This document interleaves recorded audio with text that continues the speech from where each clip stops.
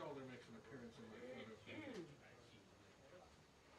Dana and Bill, good morning to you once again. You're right, this issue will be front and center when the president arrives here in the press briefing room in the next few minutes. You can imagine quite the crowd in here. A lot of focus, of course, will be the president's comments on his plan and his words to tackle a crime rate here in D.C. that he believes is unacceptable.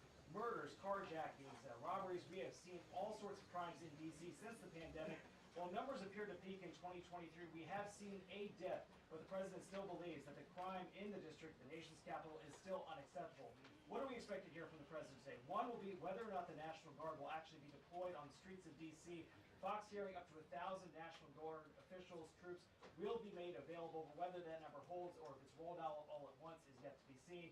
Over the weekend, we saw a number of federal law enforcement agencies, ICE, CBP, FBI, ATF, out on the streets with D.C. Metro Police, also looking into what's happening on a daily basis. Just over the weekend in Navy Yard, it's a beautiful part of D.C., right here where the Washington Nationals play. We saw a fight break out, lots of teenagers, gunshots, and from that we also saw the city impose a juvenile curfew because so much of the focus, Dana, has been on the younger offenders in the district and whether or not the penalties have been too light for those people, 14, 15, 16, who may be committing crimes.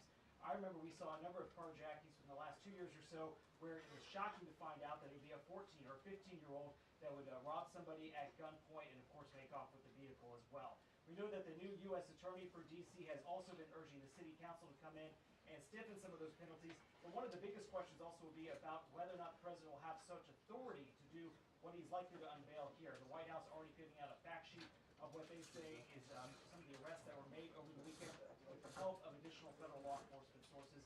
But one of the other questions would be whether or not we see Congress try to rein in some of D.C.'s self-governing authority that dates back several decades. It's something that Republicans up on the Hill have talked about for a long time, but may not have had the votes to do just that. D.C. has a Democratic mayor, Muriel Bowser, who had been critical of Trump in the past, especially after what happened in early of 2021.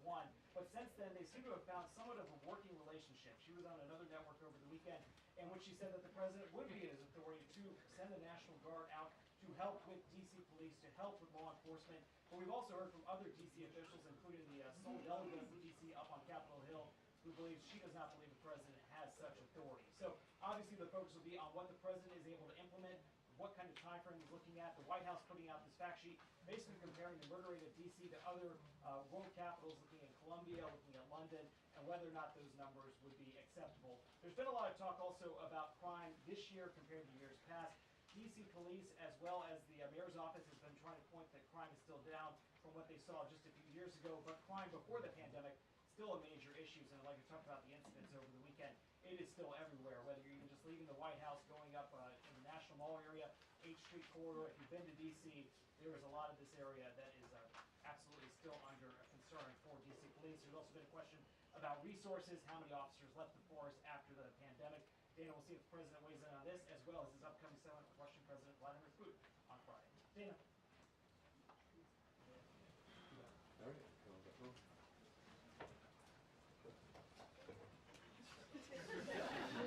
Thank you, Message. All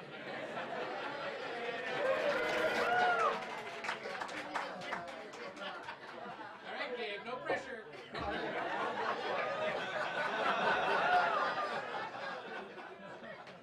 Next. Next. Yeah, next. Do it, Gabe. This is what you trained for. No, I'll watch it. says that you go there. I like your guy. Yeah. Thank you.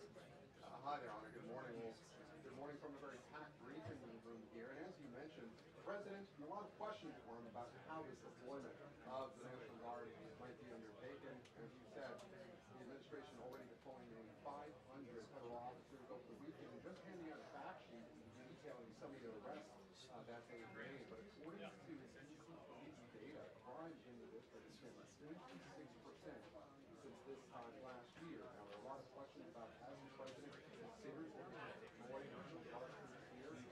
Where might they be deployed? Is the mayor being brought into these plans according to a source close to her office? So we're waiting to hear right now, in a few moments, what the President plans to do with that fact sheet handed out by the administration thus far. And a post on social media several hours ago, the President saying that DC will be, quote, liberated today. Now, of course, not that it's not the only topic that we're expecting to hear from the President. Preparations are underway for the high-stakes meeting between President Trump and Russian President Vladimir Putin on a major unanswered question right now. Will President Zelensky be invited to that summit on Friday in Alaska? And what types of concessions might the Russians be prepared to undertake? The President suggesting that Ukraine might have to cede some territory. Of course, that is something that the Ukrainians have long said that they would not be willing to do. So that, along with many other questions on the war and jobs, and also the action of the judge's ruling yesterday.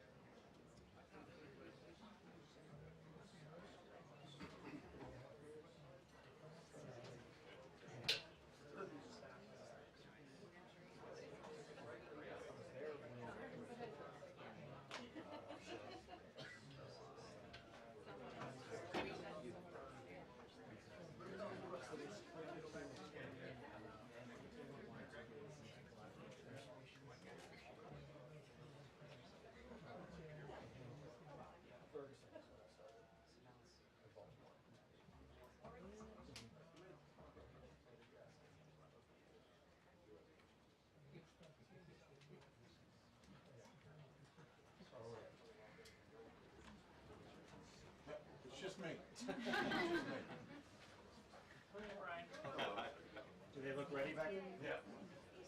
No. No. I'll get down there.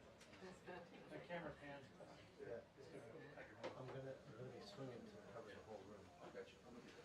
No problem. Get the seats. Yeah, I will. They're not, it's not gonna matter.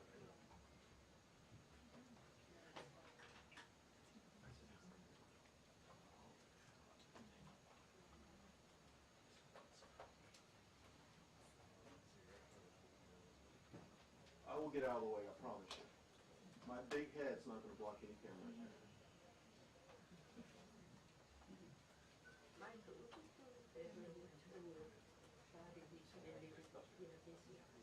Thank you.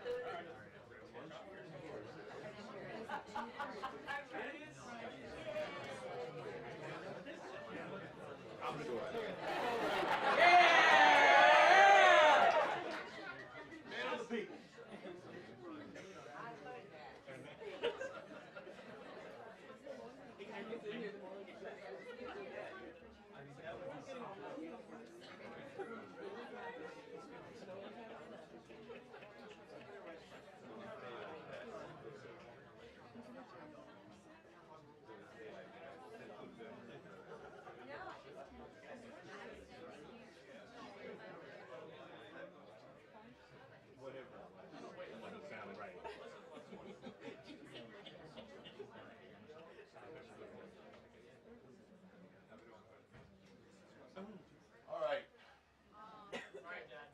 They made no official announcements, so I don't know whatever you heard didn't come from them. So it's still on standby. Thank you very much. Thank you. And everyone will love my second question today that I'm going to ask the president. They're going to love it. Everybody in there will love it. Go applaud.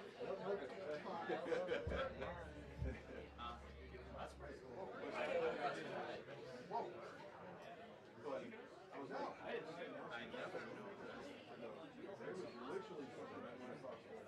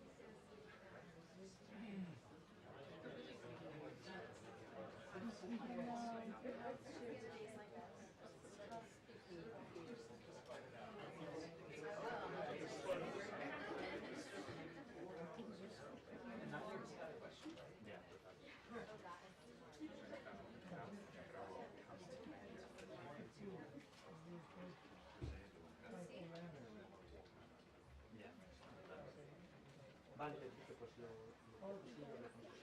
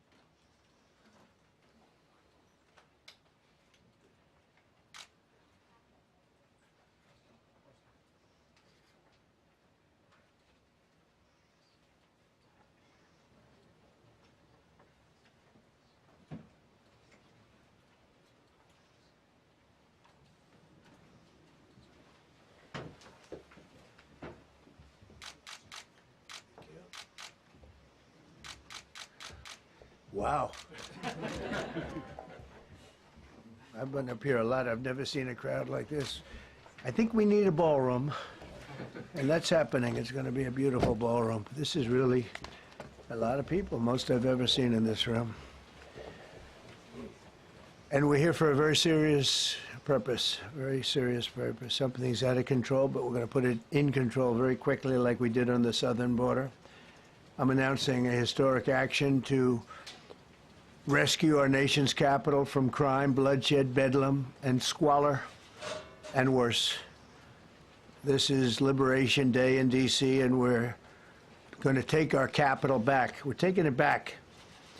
Under the authorities vested in me as the President of the United States, I'm officially invoking Section 740 of the District of Columbia Home Rule Act. You know what that is?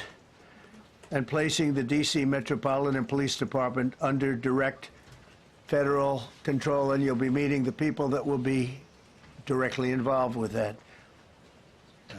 Very good people, but they're tough, and they know what's happening, and they've done it before. In addition, I'm deploying the National Guard to help reestablish law, order, and public safety in Washington, D.C., and they're going to be allowed to do their job properly. And you people are victims of it, too. You know, you're reporters, and I understand a lot of you tend to be on the liberal side, but you don't want to get mugged and raped and shot and killed. And you all know people and friends of yours that happened. And so you can be anything you want, but you want to have safety in the streets. You want to be able to leave your apartment or your house where you live and feel safe and go into a store to buy a newspaper or buy something. And you don't have that now. The murder rate in Washington today is higher than that of Bogota, Colombia, Mexico City, some of the places that you hear about as being the worst places on earth, much higher. This is much higher. The number of car thefts has doubled over the past 5 years, and the number of carjackings has more than tripled. Murders in 2023 reached the highest rate probably ever. They say 25 years, but they don't know what that means because it just goes back 25 years. Can't be worse. Our capital city has been overtaken by violent gangs and bloodthirsty criminals, roving mobs of wild youth, drugged out maniacs and homeless people. And we're not going to let it happen anymore. We're not going to take it.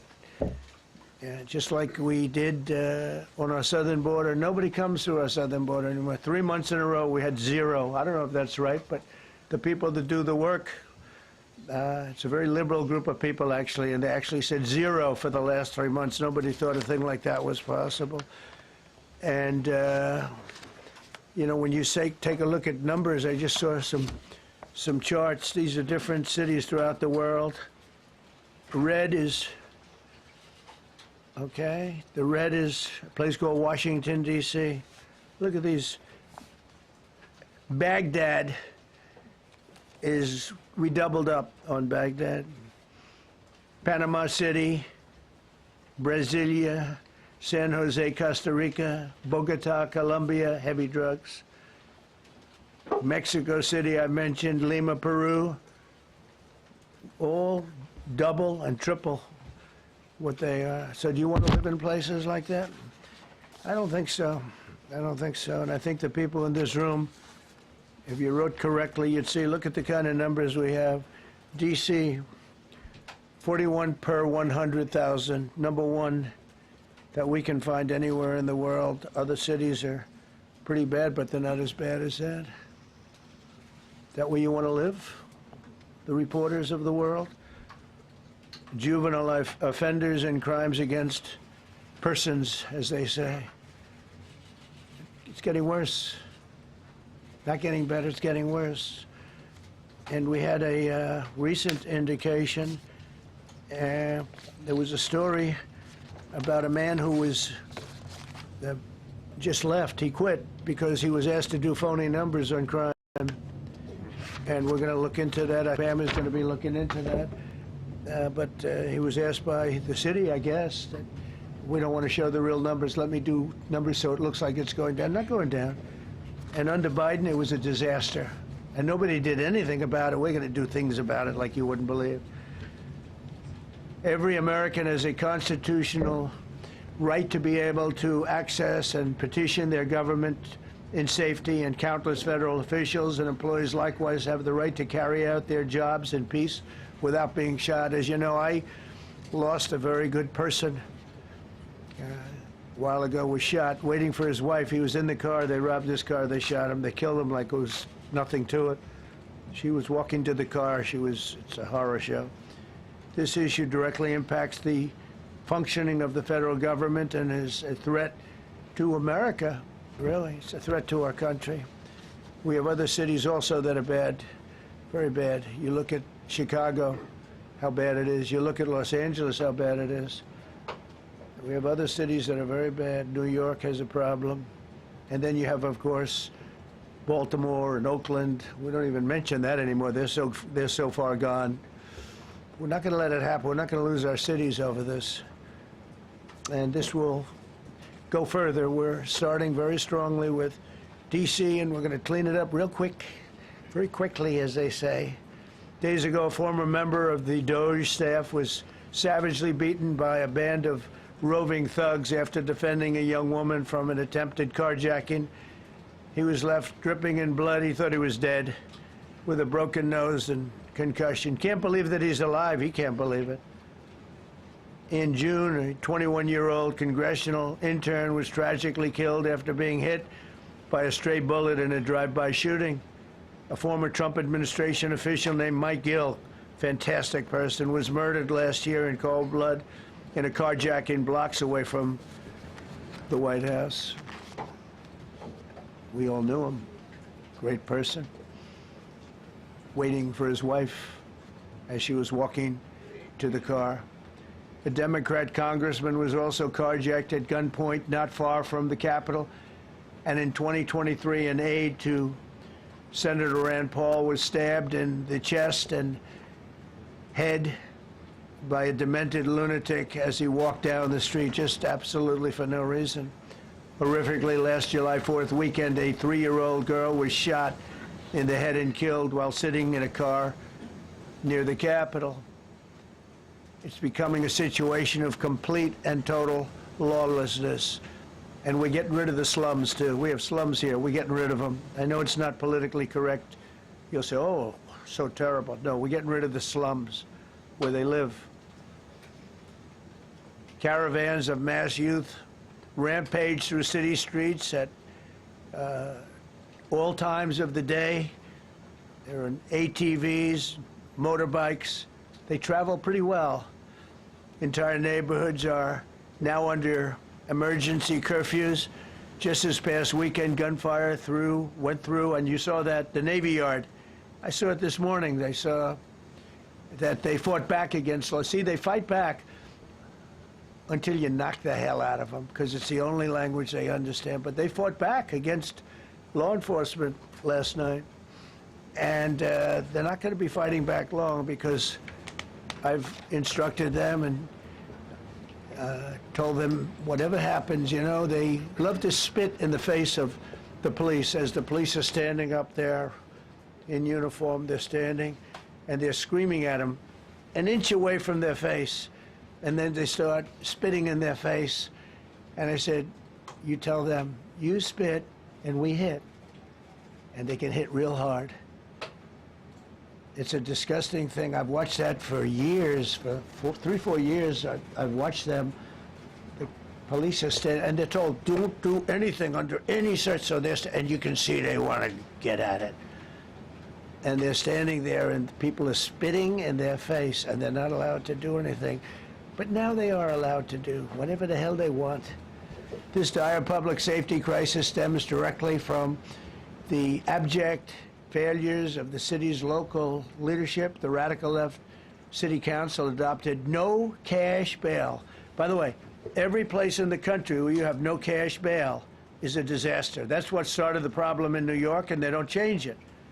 They don't want to change it. That's what started it in Chicago. I mean, bad politicians started it, bad leadership started it, but that was the one thing that's central, no cash bail. Somebody murders somebody and they're out on no cash bail before the day is out. We're going to end that in Chicago. We're going to change the statute. I spoke with Pam and Todd and everybody. We're going to change the statute, and I'm going to have to get the Republicans to vote, because the Democrats are weak on crime, totally weak on crime. They don't know why. They want to stop because they get mugged too. But we're going to change no cash bail. We're going to change the statute and get rid of some of the other things. And we'll count on the Republicans in Congress and Senate to vote. We have the majority, so we'll vote. We don't have a big majority, but we've gotten everything, including the great, big, beautiful bill. Got that done, and that's one of the greatest things that's ever happened to people in this country. They're starting to figure it out, how good it is. Biggest tax cut in history. So many things. But we'll be able to get that done. So, Todd, if you and Pam can draw up things working with the people, I'll get it passed. We'll get it passed with the Republicans. Probably won't get, think of this, probably won't get one Democrat vote, because they have no idea what they're doing. That's why they want men playing in women's sports. That's why they want transgender for everybody transgender. And they just got walloped in an election, in a landslide, and they haven't changed one thing. I saw the other day the certain gentleman who was a very well-known politician, Democrat, was fighting like hell that men should be allowed to play in women's sport. They just don't get it. They said it's an 80-20 issue, and I think it's a 97-3 issue. And I don't know who the three are. I've never heard anybody nobody's ever come up to me, sir, you have to let men play in women's sports. You have to do it, sir. Nobody's ever approached me. I don't know where this issue even comes from. Never seen anything like it. But they turned our nation's capital into a sanctuary jurisdiction. That's the other thing. We have to get rid of sanctuary cities as quickly as possible. We're going to do it, too. We have to. Because it's sanctuary for criminals. Releasing illegal alien gang members onto the streets in 2022, nearly 70% of criminals arrested in Washington went unprosecuted. That's not going to happen with the group we have standing aside and standing behind me. And at the Metropolitan Police Department, it's now reached a small number relatively compared to what it was, but it's thousands of people. You know, we have thousands of police. I was told today, sir, they want more police. I heard a number, 3,500 police. That's a lot of police. 3,500. I thought they were going to say, we only have 30 policemen or women. They said, we have 3,500. We need more. You don't need more. I never heard. That's like an army. How could you need more than 3,000? It just happened 2 minutes ago. Sir, they've requested more police. Oh, what do they have? About 3,500. I said, 3,500? This is not a big area. It's ridiculous. What you need is rules and regulations, and you need the right people to implement them. And we have the right people here, that I can tell you. Look at the border. Biden said, there's nothing you can do. Kamala was the border czar. She never called one of the Border Patrol agents who are great. ICE is great. Never spoke to anybody. Never went there. But she was the border czar. And everybody said it was impossible to fix. I fixed it in 3 months. No, really. I fixed it the first week, but really fixed it over the last couple of months. And I mean, literally to a point where, as I said, 0 illegals entering our country in the last 90 days. Pretty amazing. It's time for dramatic action. We're going to do the same thing over here. It's going to be a very safe city very soon. We're not looking to take years, because a lot of people die in years. And we've got incredible people in this country, except we have to allow them to do their job. And that we will deliver like nobody's ever delivered before. I actually think it's easy. You know, if you're competent, it's easy. If you're incompetent, it's impossible. But I'm very competent. Last week, my administration surged 500 federal agents into the district, including from the FBI, ATF, DEA, Park Police, the U.S. Marshal Service, the Secret Service, and the Department of Homeland Security. You know, a lot of nations, they don't have anything like that. They got some police, and they're rough police. They don't have DEA, ATF, FBI, Park Police, the U.S. Marshal Service, Secret Service, Department of Homeland Security. They got some police, but they're rough police, and they do their job. They don't have crime. We're not going to have crime either. They made dozens of arrests, and that's what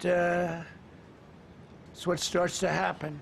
Again, cashless bail. Watch what we do with that. Today, we're formally declaring a public safety emergency. This is an emergency. This is a tragic emergency.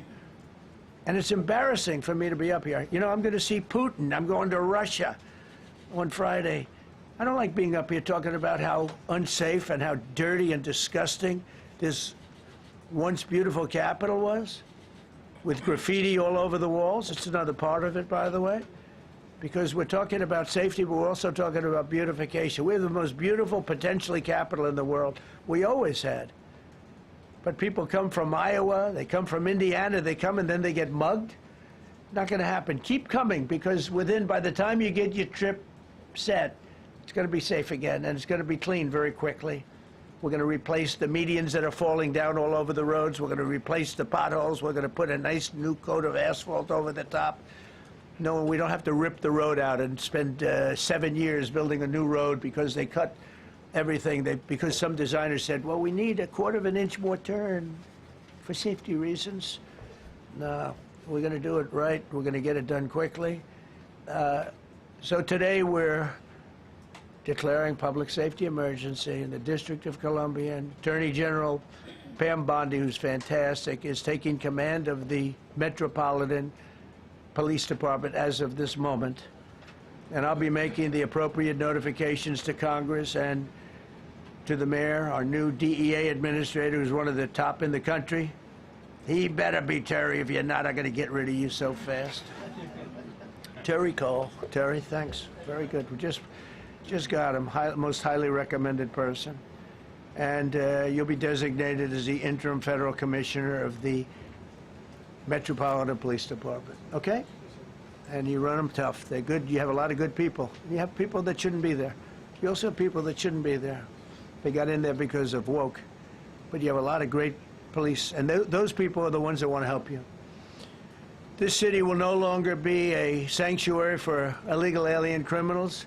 We will have full, seamless, integrated cooperation at all levels of law enforcement, and we'll deploy officers across the district with an overwhelming presence. You'll have more police, and you'll be so happy because you'll be safe. When you walk down the street, you're going to see police, or you're going to see FBI agents. We're going to have a lot of agents on the streets.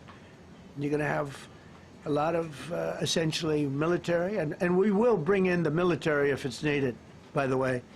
We're going to have National Guard. But Pete Hegseth will tell you about it. We will bring in the military if needed. People say, oh, that's so terrible. He's going to bring in, it's been used many times over the years.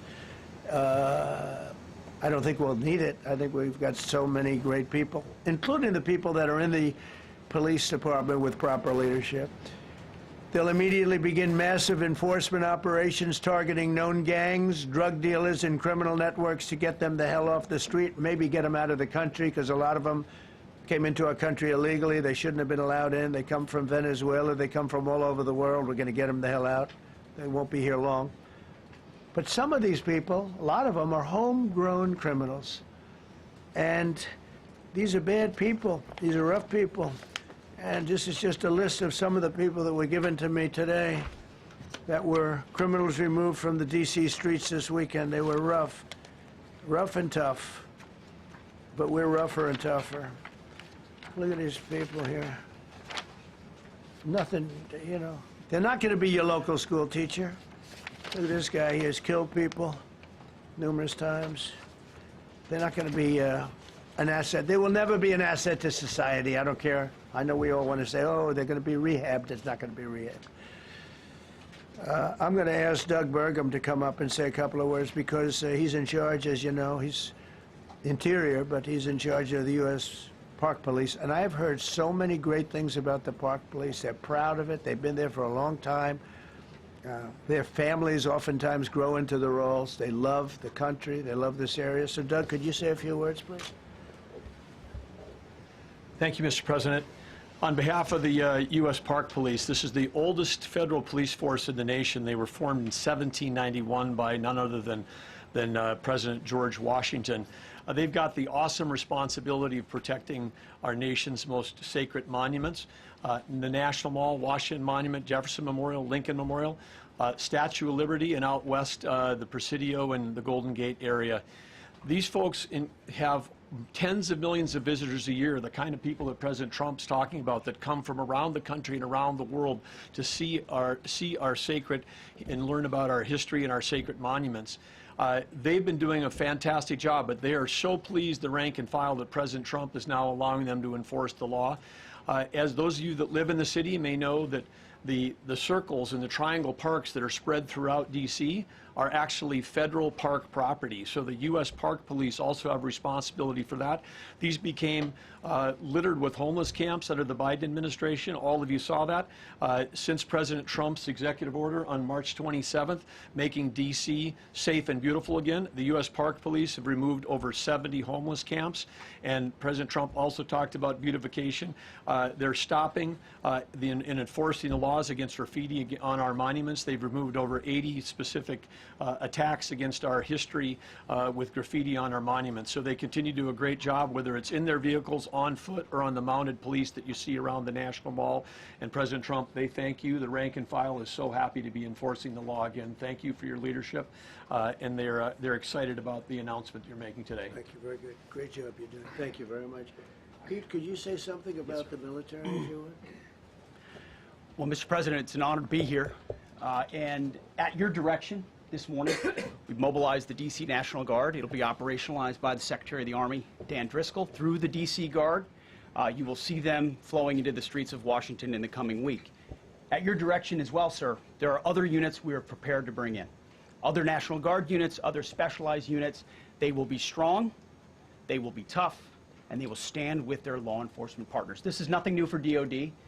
As the President noted, at the border, we've got 10,000 troops down there who've been operating in defense cooperation areas, defense zones, where there's zero illegal crossings because of troops on strikers scanning the border. We've been protecting other people's borders for 20 years. It's about time we protect our own, and we're working with ICE and CBP. In Los Angeles, we did the same thing. Working with the California National Guard, working with ICE officers. ICE officers deserve to do their job and not be attacked. We will work alongside all D.C. police and federal law enforcement to ensure this city is safe, this city is beautiful, and as I always say about President Trump to the troops, he has their back. And my message to the National Guard and federal law enforcement in Washington is, we have your back as well. Be tough, be strong, we're right behind you. Thank you, Mr. President. I'm going to ask Pam, because she's now, as you heard me say, she's really in charge of a lot of what we're talking about. She's done an incredible job. People are going to start to see the fruits of her labor. And Pam, maybe you could say a few words about what we're talking about here. Sure, President. Let me be crystal clear. Crime in D.C. is ending, and ending today. We are going to use every power we have to fight criminals here. President, thank you for caring about our capital. Families come here every summer. Our museums are free. We have the National Zoo. We have the National Gallery. D.C. should be a place where everyone can come and feel safe. Behind me and to my side, we have some of the best career law enforcement and prosecutors in the country who are ready to take this on. As the President said, Terry Cole is going to be supervising the Metro Police Department. Gadi Serralta, our U.S. Marshal, is going to be supervising command and control, the entire operation. Our Deputy Attorney General, Todd Blanche, and I will be working with them closely, along with our great FBI Director, Kash Patel. Kash is going to talk to you in a minute about what we did in Virginia recently with Governor Youngkin. Many of you covered that, and it was tremendously successful. Not only that, our secret weapon here in D.C. is U.S. Attorney Jeanine Pirro, one of the toughest prosecutors and a former judge, and she is going to be talking about juvenile crime, how it's out of control here, and what she's going to do to fight back. No more crime rampant in our beautiful capital. No more teenage girls beating a disabled man to death. No more of that. No more drive-bys. We're going to do everything we can. And working with the ATF Director Driscoll and Commander of the Army, we're going to all work together. That's what we all do in this room. We work together. We fight. Do not underestimate one person in this room. We're going to make D.C. beautiful. We're going to make D.C. safe again. One other thing, just at the wharf a few days ago, the area of the wharf, Terry Cole reached out to me, not even nightfall, on the weekend, where so many families in tourists go. A guy's overdosing from fentanyl on a park bench. In the middle of families around, they administer Narcan and saved his life. No more of that. The President of the United States is going to clean up D.C., and we're going to be there to help him, and we're going to be successful. Thank you. Thank you, Pam. Cash, talk about Northern Virginia, if you will. Northern Virginia, we had a big success. Thank you, Mr. President. Thank you, Attorney General Bondi, for your leadership, Deputy Attorney General, and the rest of our interagency partners. Mr. President, the following is what happens when you let good cops be cops, and I just want to highlight that before I get into Northern Virginia. This year alone, under President Trump's administration, we've had over 4,000 child victims identified and found. That's a 33% increase from the same time period last year. 33% increase.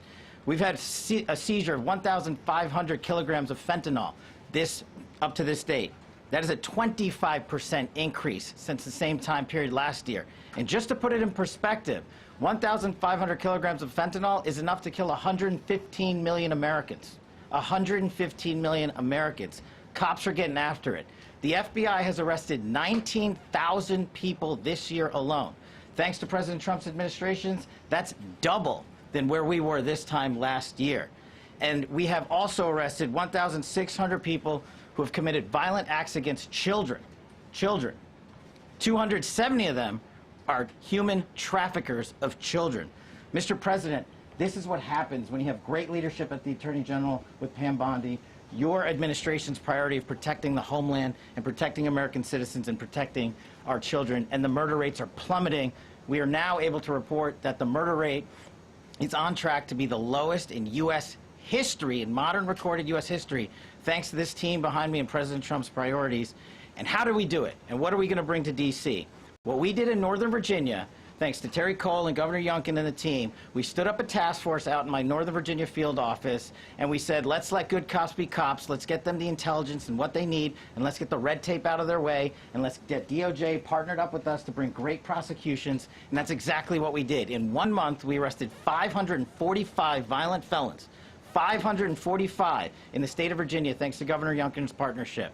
And that simplicity in law enforcement is what's coming to Washington, D.C. When you let good cops be cops, when you give them the intel they need, when you work with our Homeland Security Task Force, when you work with Terry and Gaddy and I go way back to Miami, these guys are great leaders of the respective departments and law enforcement capacities. And when you have the DOJ and President Trump driving behind this mission, we are going to clean up Washington, D.C., and we're going to do it the right way, the lawful way, and we're going to make sure Washington, D.C. is safe again. Thank you, Mr. President. Thank you, Attorney General. Thank you very much.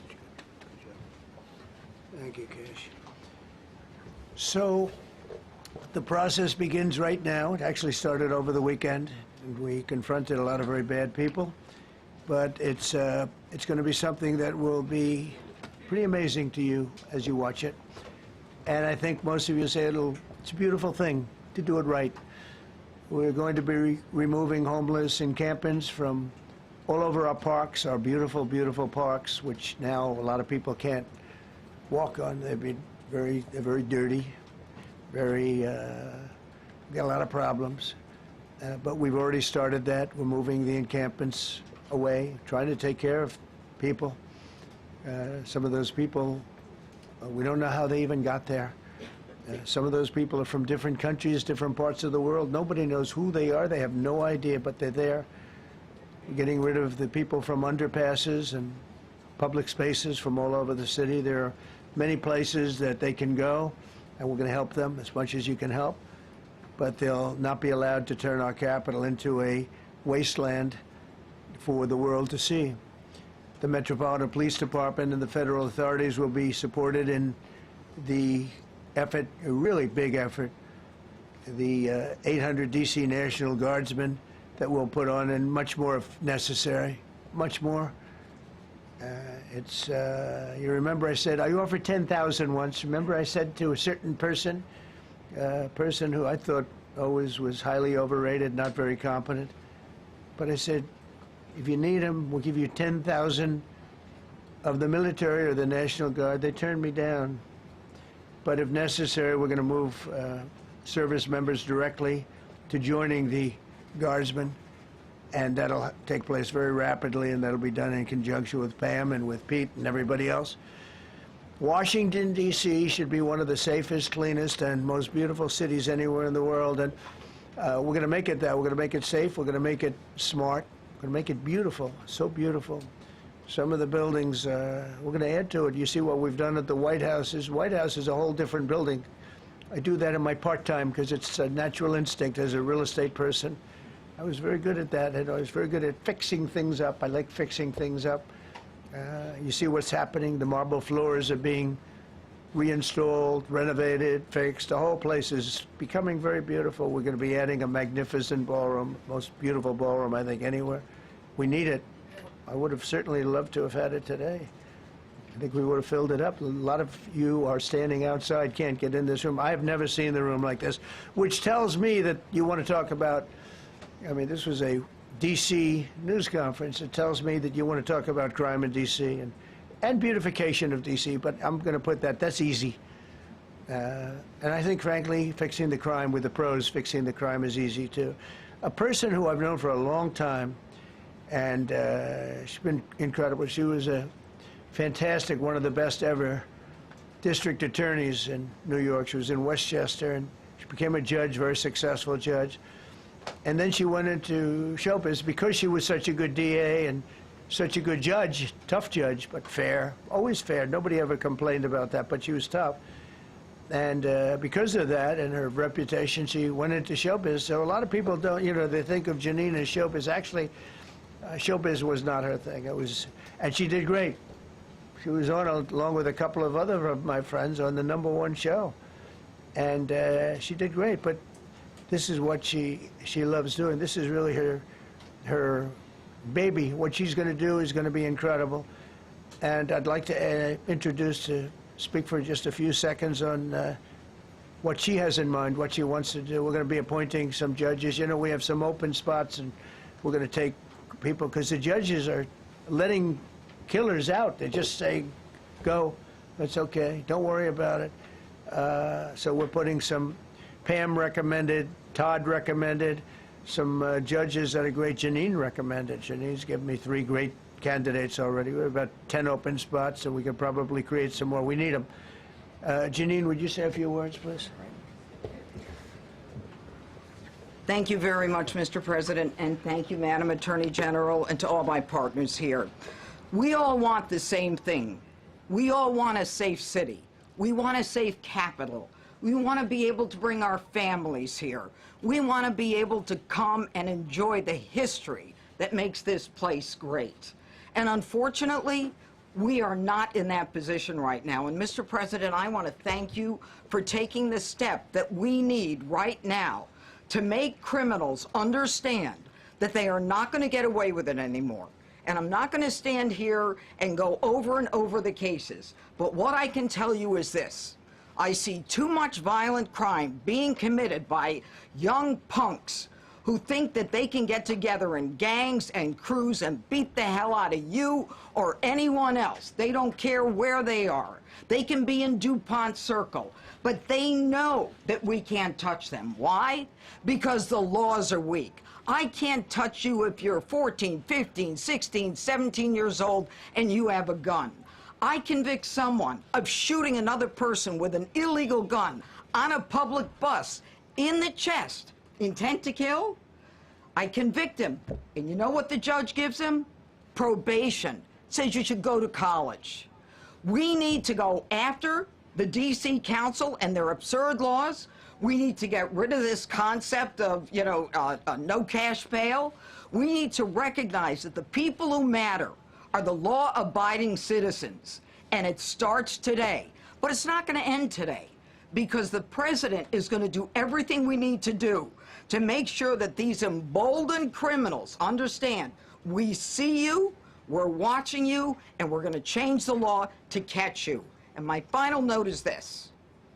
These kids understand that the jurisdiction is through the State Attorney General, Brian Schwab. I did a poster of the young man from Doge who was beaten bloody with a severe concussion, a broken nose. And then I did a poster of what happens to those kids, because I can't arrest them, I can't prosecute them. They go to family court, and they get to do yoga and arts and crafts. Enough. It changes today. Thank you, Mr. President. Thank you, Janine. You're welcome. Great job. Thank you. If I could, I just signed some executive orders. I'd like to have Will please come up, and we'll let the people know what we signed. Do you want to put them down? Yes, sir. Go ahead.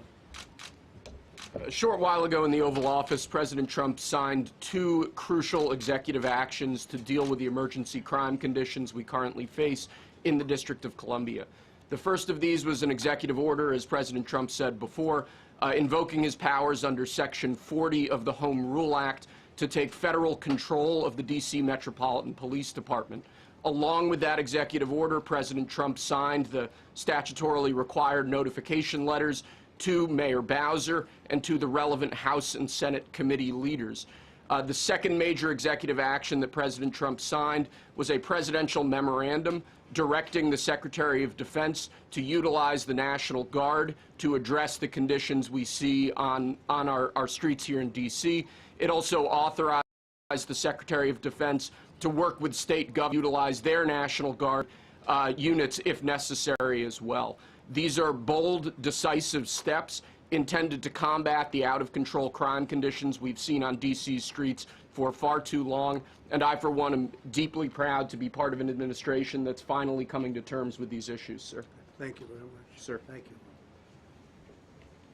So, just to conclude, Washington, D.C. should be one of the safest, cleanest, most beautiful places anywhere in the world. It was years ago. We had one problem that was a pretty big problem. The radical left got out of control and they started trying to rip down statues, and I said, let's go pass a law real fast. We're going to do it real fast, but we were blocked by the Democrats who do not want safety. Nobody gets it. I don't get it. They don't get it because they can't get votes. I don't know how they can win an election with this, but they don't want safety.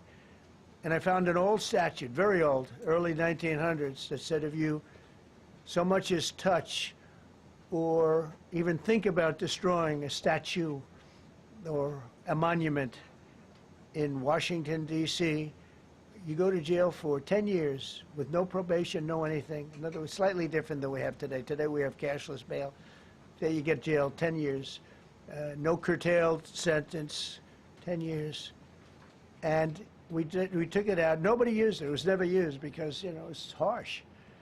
And you remember they started to rip down the statue of Abraham Lincoln. I said, that's a tough one to rip down. He was pretty good, Pam. I think he was pretty good. When the ropes started going around Abraham Lincoln to pull him down, Andrew Jackson, others, and they were heading to the Jefferson Memorial, Thomas Jefferson. They're going to do a big number there. I said, it's time. And I signed that statute immediately. We had it updated. We made it use the same language, all passed by Congress.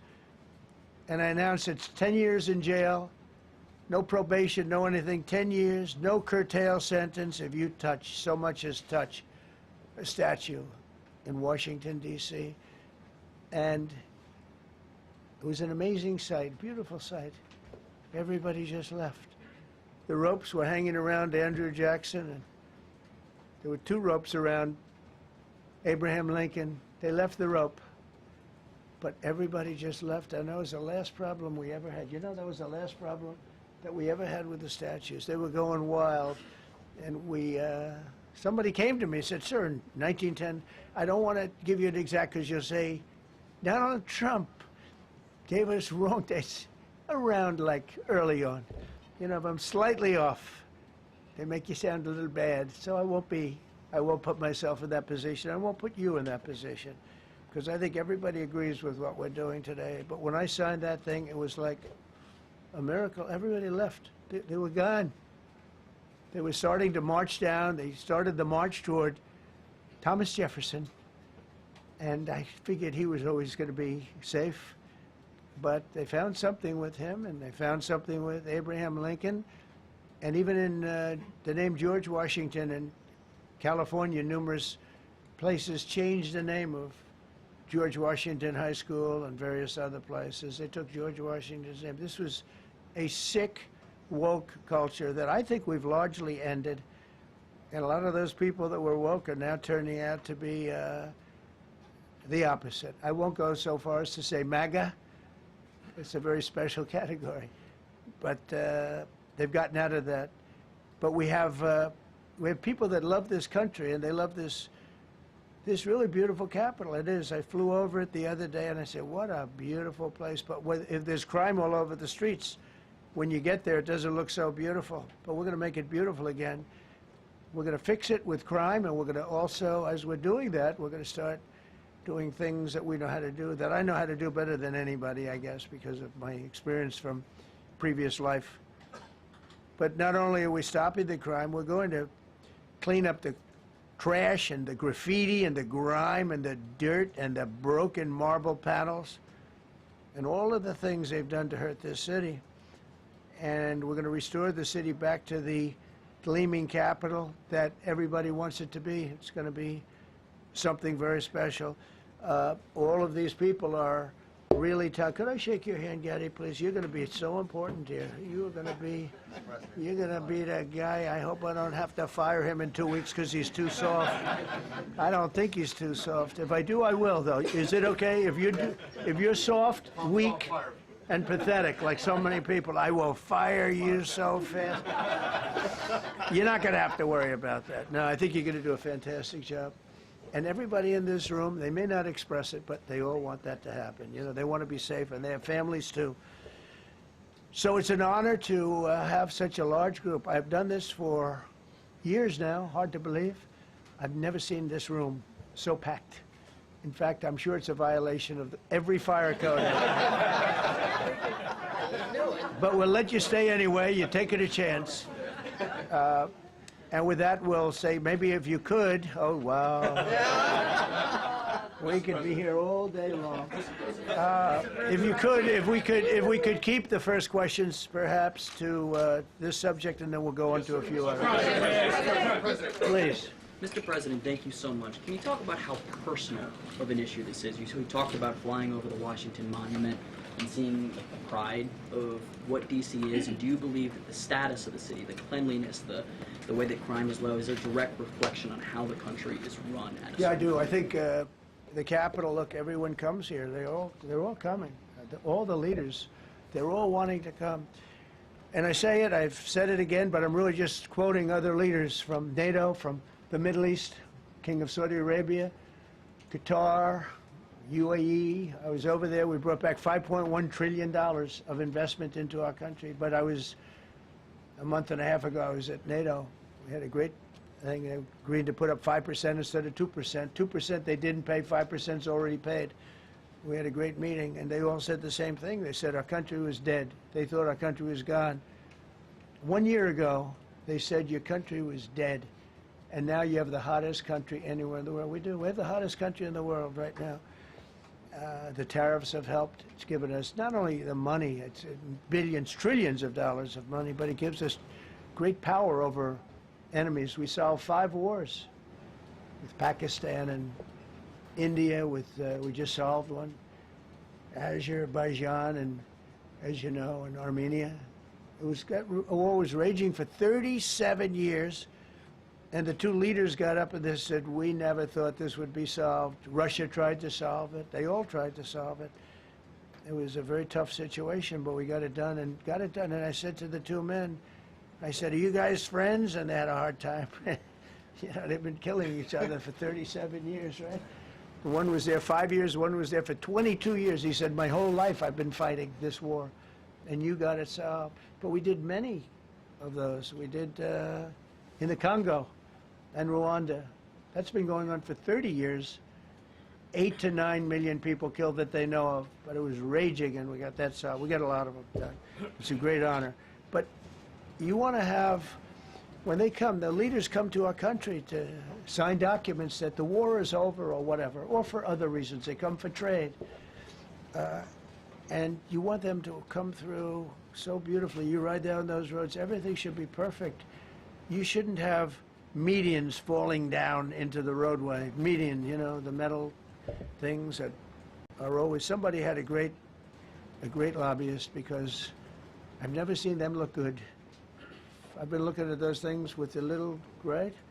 They're always broken and bad, but here they're really bad. And we're going to either put new or fix it, and it's not expensive. It's not really expensive. And we're going to fix our roads a little bit. We're going to clean up our sidewalks. You have countries where every Saturday the people go out and they wash their sidewalks in front of their stores or their houses. They scrub their sidewalks. So we aren't quite at that level yet, I don't think. Gaddy, we're not quite there yet, but maybe we will. They go out and they scrub. I think it's so beautiful to hear that and to see those stories. But we're going to make it clean. But just to finish with your question, it's a very, very strong reflection of our country.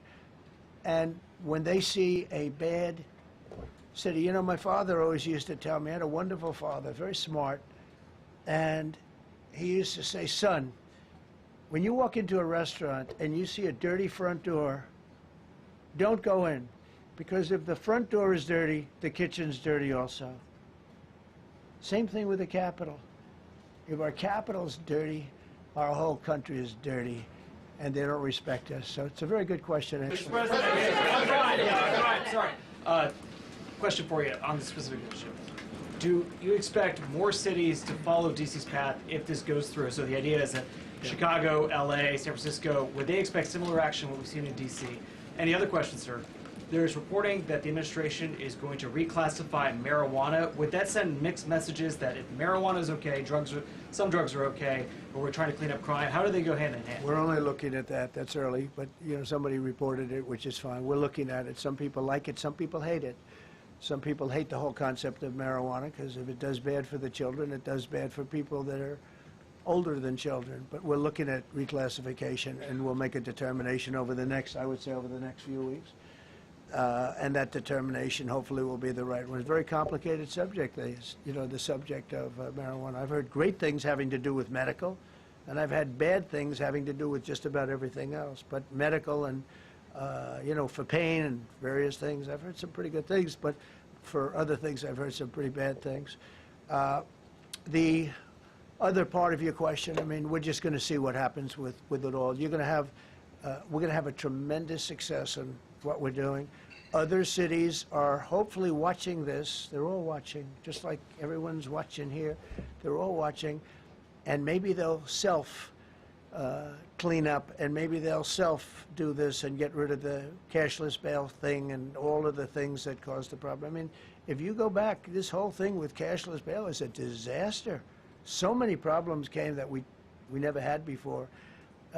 So they're watching us today, and if they don't learn their lesson, if they haven't studied us properly, because we're going to be very successful. I have zero doubt about that. It's going to be. It's a question of will it be really fast, like the border. You know, everyone said, they used to say, Biden used to say, I need legislation. I didn't get any legislation. I called up our people, and we did a great job. Tom Homan was great. As you know, our secretary did a great job. They did a great job. There's no games. They didn't play games. And we're going to have the same thing here. But then I'm going to look at New York in a little while. Let's do this. Let's do this together. Let's see. It's going to go pretty quickly. And if we need to, we're going to do the same thing in Chicago, which is a disaster. We have a mayor there who's totally incompetent. He's an incompetent man. And we have an incompetent governor there. Pritzker's an incompetent. His family threw him out of the business, and he ran for governor. And now I understand he wants to be president. But I noticed he lost a little weight, so maybe he has a chance. You know, you never know what happens. But Pritzker's a gross incompetent guy, thrown out of the family business. But when I look at Chicago and I look at L.A., if we didn't go to L.A. 3 months ago, L.A. would be burning like the part that didn't burn. If he would have allowed the water to come down, which I told him about in my first term, I said, you're going to have problems, let it come down. We actually sent in our military to have the water come down into L.A. They still didn't want it to come down after the fires. But that was it, we have it coming down. But hopefully L.A. is watching. That mayor also, the city's burning. They lost like 25,000 homes. I went there the day after the fire. You were there, and I saw people standing in front of a burned down home. It was, their homes were incinerated. They weren't like, even the steel was literally, it was all warped and literally disintegrated because of the winds and the flame and the whole thing, like a blowtorch. They were standing on this beautiful day, maybe a couple of days after. We gave it a little time because what they had suffered. almost 25,000 homes. And you see what's happening now. They didn't give their permits. I went to a town hall meeting. I said, we're going to get you the federal permits, which are much harder. Almost immediately, Lee Zeldin is a star. He did an incredible job. They have all their federal permits. They don't have their city permits. And the mayor said to me, we think we could have them in 2 years. I was walking down the street, and I met with firemen and police. And I was saying hello to many people that were standing in front of their homes with yellow tape. You can't go in. You can't go onto the lot. And those people wanted to start rebuilding their homes then and there. And the mayor said, we should be able to get them the permits within 2 years. I said, that's a shame. 2 years? Are you kidding? I'm going to get them the federal permit like almost immediately. 2 years. And she roared back, well, maybe 1 year. The place was booing her out of the place. They don't have their permits to build their homes. And now they're talking about putting, this is among the most beautiful areas was in the country. Now they're talking about putting low-income housing there. Can you believe this? I love low-income housing. I made money with low-income housing. I built low-income housing. I know more about low-income housing and luxury housing. I know about everything real estate. They want to replace some of those homes with low-income housing. They haven't gotten their permits yet. We've gotten all the federal permits, which are much tougher to get, and it was done almost immediately through Lee Zeldin and Federal Environmental. And I watched the other day, those people are angry. And now, you know, they had tremendous, they loved that area. They loved the whole big area, different places, but they loved it. It was all luxury stuff and beautiful stuff, and some wasn't that luxury, but the level of love for that neighborhood, their neighborhoods, was incredible. And you know what? I watch people on television, they want to go, they want to leave. They've lost their spirit, they've lost their heart, because the mayor's incompetent. And Gavin Newsom is incompetent. He's got a good line of bullshit, but that's about it. He's incompetent. And you have Los Angeles is, you know, it's amazing. You know, I called, the first thing I did, I got the Olympics to go there. I was the one that got it. And by a rare thing that happened, I'll be the president. I was very upset because I got the Olympics there, and I said, I won't be president when it comes, but bad things happened, and illegal things happened, really illegal things happened. Now it turns out one good thing was I'm going to be the president for the Olympics for 2050, for 250, which is going to be fantastic, and also for the World Cup. So we have a lot of good things, and I hope 250 is going to be, the 250th anniversary is going to be the best. But when I looked at those people, and I saw last night on television that they still don't have their permits, it's a disgrace what's happened in Los Angeles. Thank you. The China tariff deadline is tonight. Do you plan to extend that? We'll see what happens. China's been, we've been dealing very nicely with China, as you probably have heard. They have tremendous tariffs that they're paying to the United States of America. And we'll see what happens. They've been dealing quite nicely. The relationship is very good with President Xi and myself. President, you mentioned your upcoming meeting with President Putin.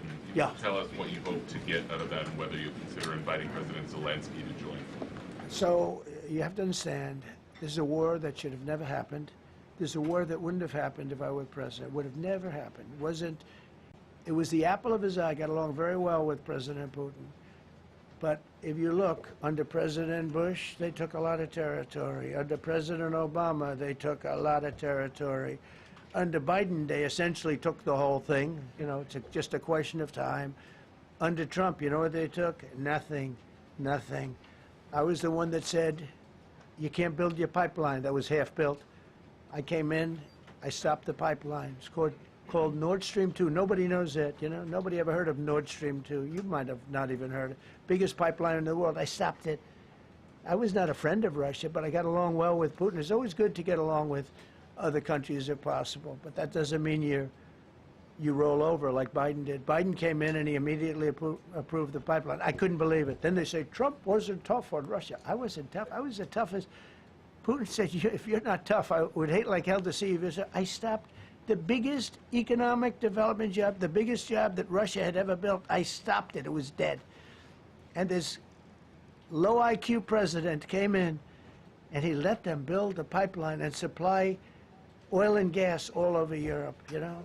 So this is really a feel-out meeting, a little bit. And President Putin invited me to get involved. He wants to get involved. I believe he wants to get it over with. Now, I've said that a few times, and I've been disappointed because I'd have like a great call with him, and then missiles would be lobbed into Kiev or some other place, and you'd have 60 people laying on a road dying. I said, that's cold, that's cold. But it's a violent war. 5,000 to 7,000 people a week are dying. And you know, there's nobody from here. They're all Russian and Ukrainian people, and some people from the cities, much smaller number, but still, those missiles do damage and they kill a lot of people, but mostly soldiers. And they're young soldiers, although in the case of Ukraine, they're getting much older. They're drafting 60-year-olds now. It's a terrible thing to witness, and I think I have an obligation. Look, this is Joe Biden's war. This is not my war. I made a deal with NATO a month ago. You covered it very accurately, actually. We don't pay anything anymore. You know, we're not paying anything.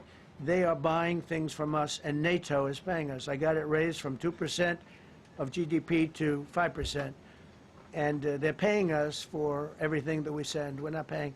But Biden approved $350 billion. Europe has spent $100 billion. The money that's been spent and the death is incredible. It's the worst thing that's happened, by far the worst that's happened since World War II. So I'm going in to speak to Vladimir Putin, and I'm going to be telling him, you got to end this war, you got to end it. And he wasn't going to mess with me. This war would have never happened. You know, we had a discussion about it one time, and we never had that discussion again. Would have never happened. And when the election was rigged, and then Biden took office, which was barely took office. The auto pen took office. Bad things started happening. Bad things, stupid things were said.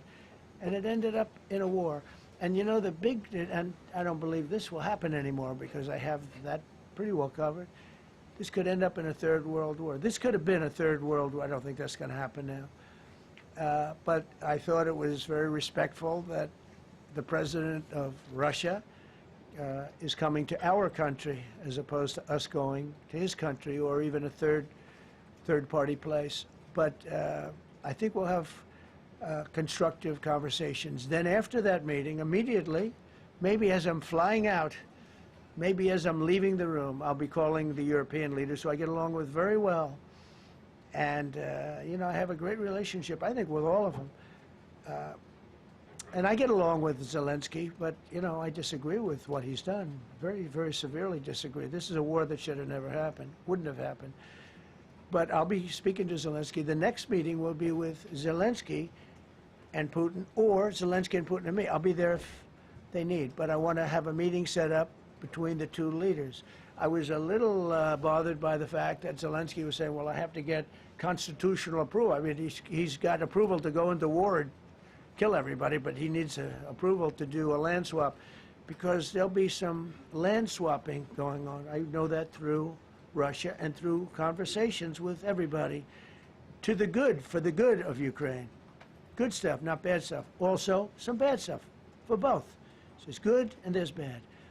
But it's very complex because you have lines that are very uneven, and there'll be some swapping, there'll be some changes in land, and the word that they will use is, you know, they make changes. We're going to change the lines, the battle lines. Russia's occupied a big portion of Ukraine. They've occupied some very prime territory. We're going to try and get some of that territory back for Ukraine. But they've taken some very prime territory. They've taken largely ocean, you know, in real estate we call it oceanfront property. That's always the most valuable property. If you're in a lake, a river, or an ocean, it's always the best property. Well, Ukraine, a lot of people don't know that Ukraine was largely 1,000 miles of ocean. That's gone. Other than one small area, Odessa, it's a small area. There's just a little bit of water left. So I'm going to go and see the parameters. Now, I may leave and say, good luck, and that'll be the end. I may say this is not going to be settled. I mean, there are those that believe that Putin wanted all of Ukraine. I happen to be one of them, by the way. I think if it weren't for me, he would not be even talking to anybody else right now. But I'm going to meet with him. We're going to see what the parameters are. I'm then going to call up President Zelensky and the European leaders. Right after the meeting, yeah. And I'm going to tell them what kind of a deal. I'm not going to make a deal. It's not up to me to make a deal. I think a deal should be made for both. I think Russia has to get back into building their country. It's a massive country. I think they have 11 time zones, if you can believe it. It's a massive, it's by far, from the standpoint of land, it's by far the largest. They have tremendous potential in Russia to do well. They're not doing well. Their economy is not doing well right now because it's been very well disturbed by this. It doesn't help when the President of the United States tells their largest or second largest oil buyer that we're putting a 50% tariff on you if you buy oil from Russia. That was a big blow. And then they say, gee, he wasn't so tough. Nobody else would have done that. And I haven't stopped there. I mean, look, I was all set to do things far bigger than that, but I got a call that they'd like to meet, and I'm going to see what they want to meet about. I'd like to see a ceasefire. I'd like to see the best deal that could be made for both parties. You know, it takes two to tango, right? So ultimately, I'll have a meeting next week. I had a great relationship with him, considering the fact that, you know, I was not nice to him because of the pipeline. I ended the pipeline. I also gave the javelins. Do you ever hear of a javelin? Javelin is called a tank buster. They say that Obama gave them sheets and I gave them javelins.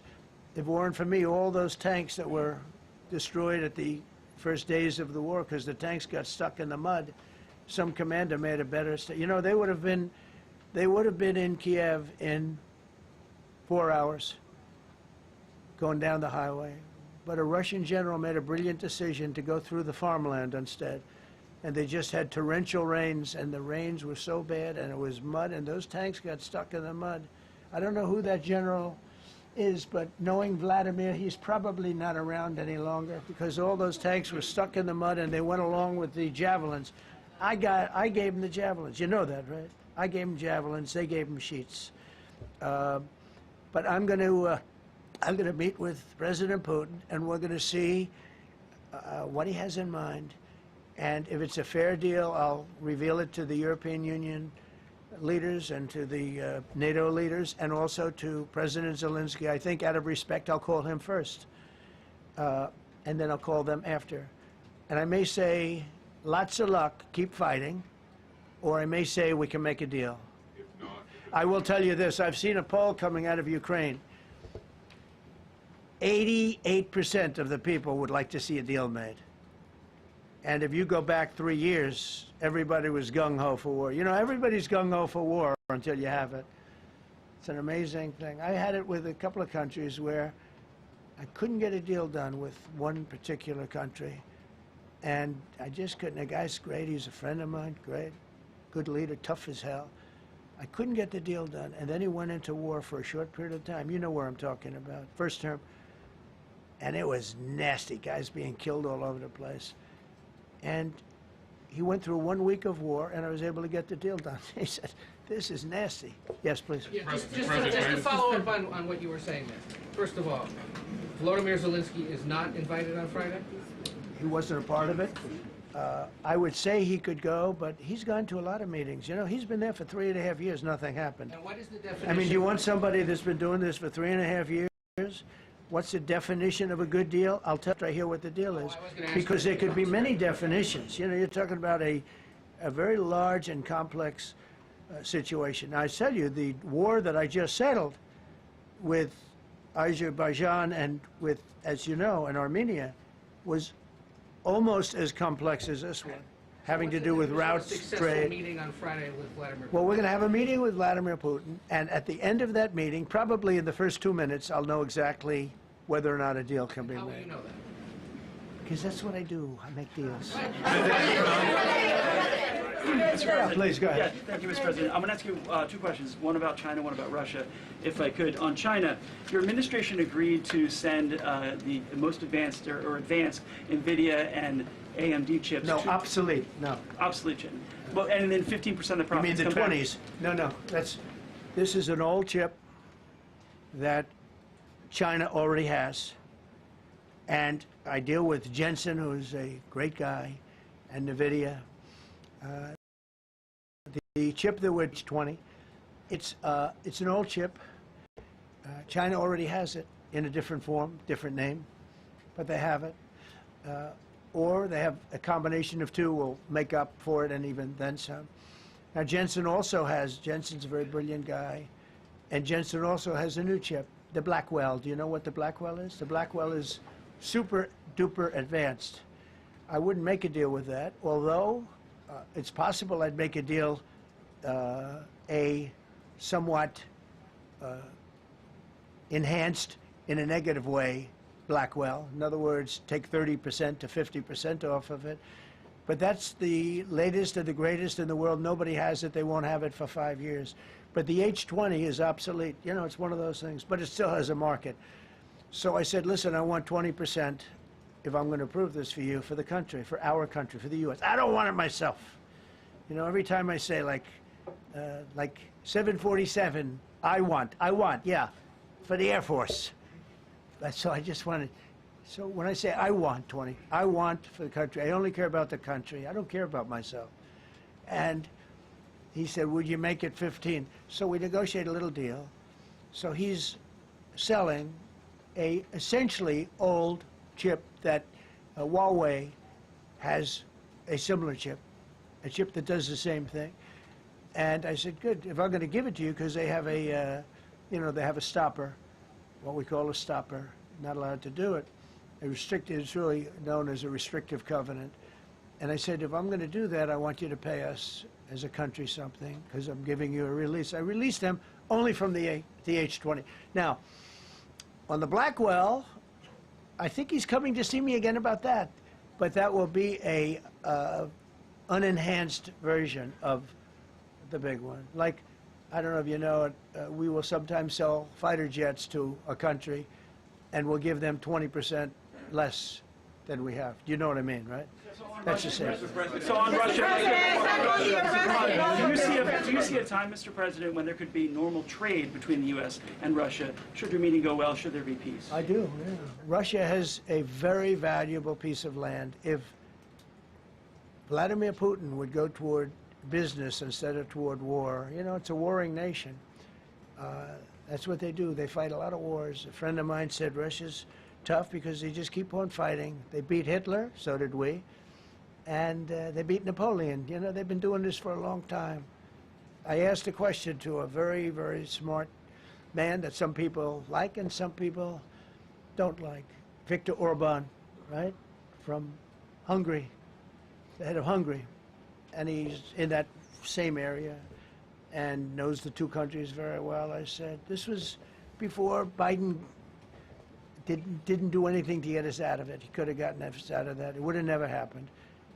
I said, so can Russia be beaten by Ukraine? He looked at me like, what a stupid question. He said, Russia's a massive country, and they win their country, and they win their life through wars. They fight wars. That's what they do. He said, China beats you with trade. Russia beats you with war. That was a very interesting statement. China's not beating us with trade, not when I'm in charge. But they were beating Biden with trade, but they never beat us with trade. Don't forget, China had to pay $400 billion worth of tariffs when I was last time. That was last time.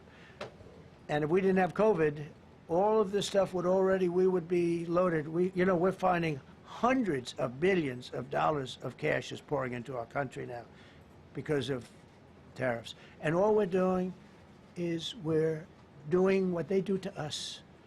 It's so beautiful to see it. They found last month, as you saw, $25 billion of excess cash flow. They're saying, where did it come from? I said, I'll tell you where it came from. It came from a place called tariffs, and we're doing very well. We're really doing well. But I expect to have a meeting with Putin that I think it'll be good, but it might be bad. And I'm here for one reason, to get rid of a war that somebody else started. Should have never happened. And if I could end it, great. Complex war, a lot of bad blood, But Zelensky's been there for 3.5 years, so if you put him in a room. Now, I will say this, ultimately I'm going to put the two of them in a room. I'll be there or I won't be there, and I think it'll get solved. Yeah, please be. Mr. President. Excuse me, I'm going to suggest, because do you have any other questions on DC? Because I don't want them to be, wait. These are incredible people. I don't want them to be standing up here on subjects that, does anybody have a question of them? And then you guys can leave. Okay, a question, Brian, go ahead. Thank you, Mr. President. All right. And by the way, this is only on DC, and then they're going to leave because it's unfair to have them stand up here all day long. I agree. Brian. I've got two questions for you. First, about DC. This is personal for me as well. Last year, I was robbed on the streets by one of these teenage thugs. Had a gun, got away with it. Let's talk about the effort that between law enforcement, prosecutors, and judges, because it's a recycling belt. Like, these kids go, they don't fear the police. They know it. If you talk about how we've got to get these judges and put these kids behind bars, right. Adult crimes deserve adult penalties. And my second question, I'll after you answer that, please. You want me to answer? Oh, whoever wants to take it. Okay. It's real. Do you want me to answer it? Go ahead. Here's the problem. Assuming that they're 17 years, older than 17 years old, I can get the case. If they're under 18 years of age, I can only get the case if it's murder, rob one, rape, even if they shoot a gun but don't kill you, I can't get it. So the law has to be changed. As the president said, cashless bail. That has to be changed. All right, then, even assuming I get the case, I get jurisdiction, I get a conviction, the D.C. Council has given the judges the ability to give probation on shootings. And so then it's up to them. All of these things, the Youth Rehabilitation Incarceration Reduction Act, and now they want to seal records. So if we work hard, we get a conviction, they want to wipe it out. So that needs all to be changed. Okay, Mr. Question. Pam, would you answer that also?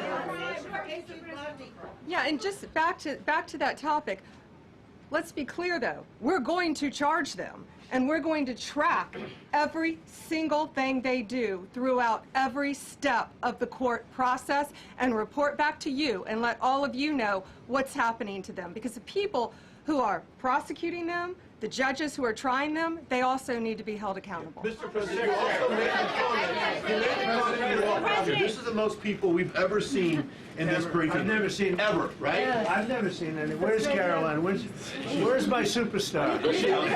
Caroline. Is Caroline in the back? Where's Caroline? Come here, Caroline. Come here, Caroline.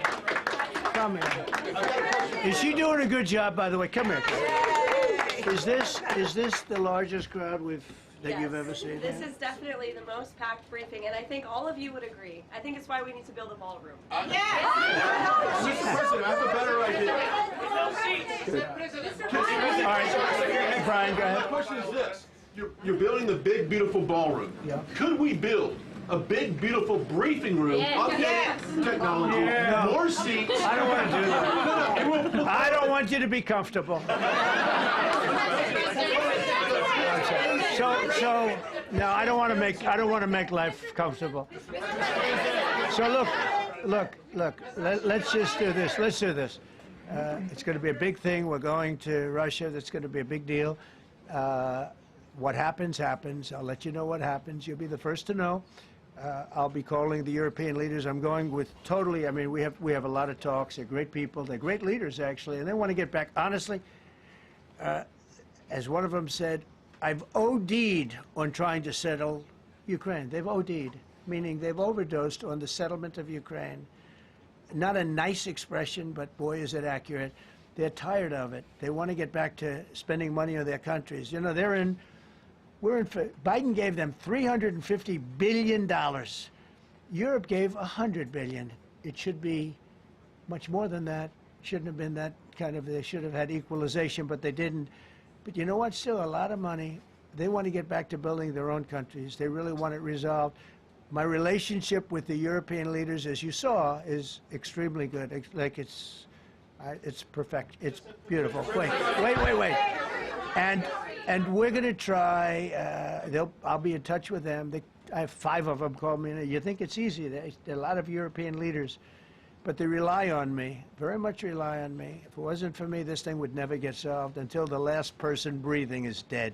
Would you talk to them before? Mr. President, Yeah, I did. I'm talking to him right Mr. now. President. So I'm talking to the European leaders.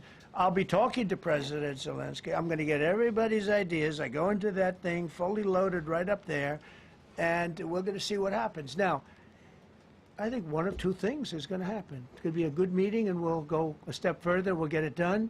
I'd like to see a ceasefire very, very quickly.